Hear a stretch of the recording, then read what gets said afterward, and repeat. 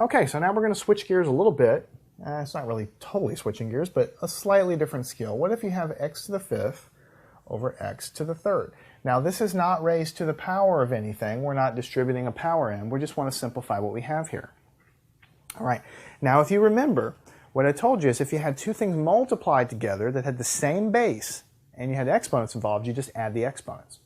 So what do you think you're going to do if you're dividing two things with the same base and they have exponents? Well, it turns out you subtract them. You start at the top and you subtract the bottom. So you have x, 5 minus 3, x squared. So you subtract the exponents. When you have the same base on the top and the bottom, different exponents, you can subtract them. This is very similar to when you're multiplying things with exponents of the same base, you can add the exponents. Now let me show you really quickly why this actually works, or another way to show you how it works. On the top here, you have x to the fifth. So that's x times x times x times x times x. That's what's on the top. On the bottom, you have x times x times x. Now, what do you think is going to happen? We have commonality on the top and the bottom for this x, and also for this x, and also for this x. Let me ask you a question. What is 2 divided by 2? Well, that's just 1. What is 3 divided by 3? Well, that's 1. Well, here I have x divided by x here. So it's just basically going to give me 1. So this x can cancel with one of the bottom x's, this x can cancel with one of the bottom x's, and this x can cancel with one of the bottom x's. So I can kind of strike them out. Only thing I'm left with is x times x, which is x squared, which is exactly what I wrote here. So the shorthand way of doing it, when you're working your problems, is really all you're going to do, well, one way to do it is you're just going to subtract the exponents. You're going to subtract them, top minus bottom, that's it. Boom. Another way to think about it, a way that you'll use more and more as time goes on, is you'll start to view the top as having lots of x's, and you'll start to view the bottom as having fewer x's, and I can cancel 3 of the x's in the bottom with 3 of the x's in the top, leaving me with only 2 x's. Now don't forget it's x squared because it's x times x. So both of these are useful. If it's better for you to remember to subtract them, fine, do that. If it's easier for you to think of canceling them, then do it that way. And I'm going to kind of show you both as we go through here as well, just to give you extra practice. Okay, what if you had something like x to the third over x to the fifth? Basically, this is the exact reverse of this. Same thing applies. It doesn't matter if the top is smaller. It's x, 3 minus 5, x to the negative 2. And yes, you can have negative exponents. And we're actually going to talk a lot more in the next section about negative exponents. So don't worry too much about it now if the idea of a negative exponent bothers you too much. But I will give you one clue. When you have a negative exponent, algebraically, all you do is you say it's 1 over the same positive exponent. So you can take this negative exponent, move it downstairs 1 over, and make it positive. These two things are the same thing. So if you ever get a negative exponent, all it means is you really have something in the bottom of the fraction. So if it helps you to remember by subtraction, do it that way. If it helps you to remember the other way, do it the other way, which would be the following. X times x times x on the top, x times x times x times x times x on the bottom. And so when you look at it this way, you say, well, I've got 3 x's on top. I can cancel all 3 of the x's I have on top with the ones that are on the bottom. And this is just a 1 up here. When you cancel everything, you're left with 1, basically. So what you have is 1 over x squared, which I've told you, anytime you have 1 over a power, you can write it as a negative exponent, which we'll talk a lot more about in the next section.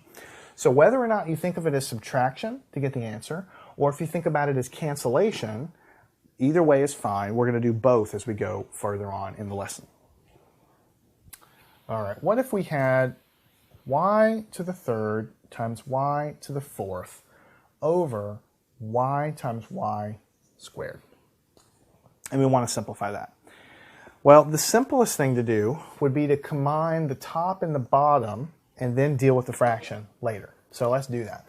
Here we have y cubed times y to the fourth. We have the same base, and we can add the exponent. So that would be y to the seventh on top. Here we can do the same thing. This 1 plus 2 could give us y cubed on the bottom. And now we're left with this. We have an exponent on the top, exponent on the bottom, same bases. So we can just do y, 7 minus 3 is 4, and that is going to be our answer, y to the fourth power. All right, so we're kind of just working extra problems here.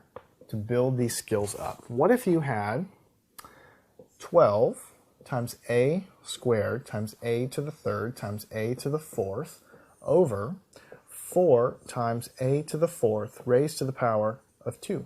How would you simplify this?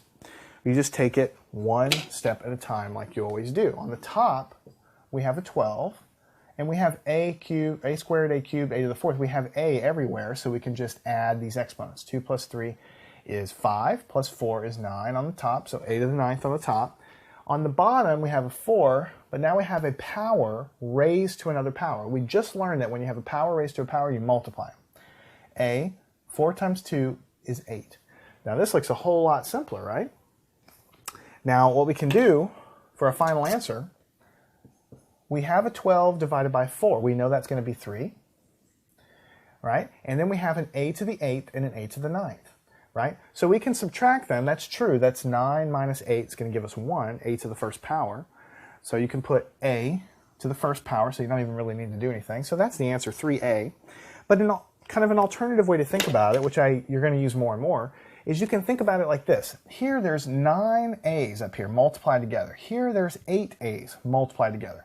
So you have all these a's and all these a's. All 8 of these a's are going to basically cancel with 8 of the a's from the top. And I'm going to strike through the exponent and basically remind myself I only have one exponent left over. Because I'm basically striking through and I'm saying, okay, 8 of these guys are canceling up here. So I'm going to since I only have 9 of them, I'm only going to have 1 left. So I'm going to be left with a to the first power.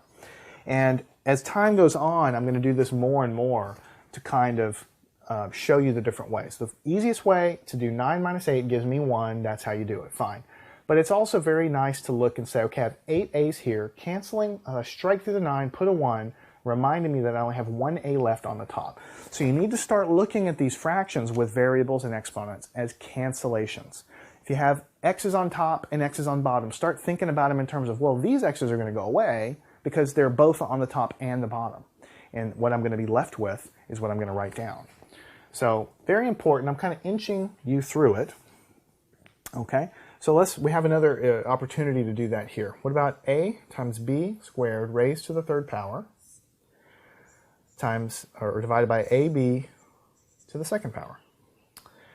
All right, we can't do anything inside because we have a times b. They don't match at all, but we can distribute this exponent in. So what we're going to have is a cubed b to the sixth power, because 3 times 2 is 6, 3 times 1 gives us 3.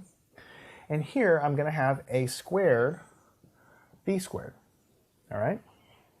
Now, there's really 2 ways to do this, like I'm saying. What you have here is, you have the same, it doesn't matter that these are multiplied here. It matters more that you have a's on the top and a's on the bottom.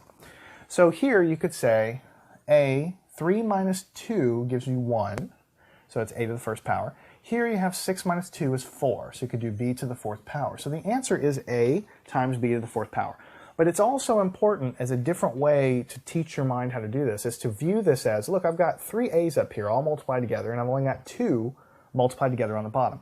So both of the a's down here can cancel with 2 of the ones up there, leaving me with a to the first power. I'm just going to kind of rewrite this exponent with a 1 to remind myself of that. I have the same thing here. I have 2 b's down here multiplied together, which can cancel with 2 of them up here, and that's going to leave me with 4. Because once 2 of them cancel out with the 6, I'm going to have 4 left. So you can kind of do the cancellations, and you can immediately say a to the first power, b to the fourth power.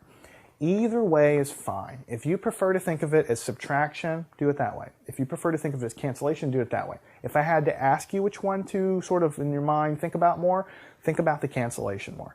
Because when you get to large terms, it's going to be much easier for you to strike through these exponents, canceling everything when you can, than it will be to do subtraction. But really at this point in the game, either way is fine as long as you're getting the right answer.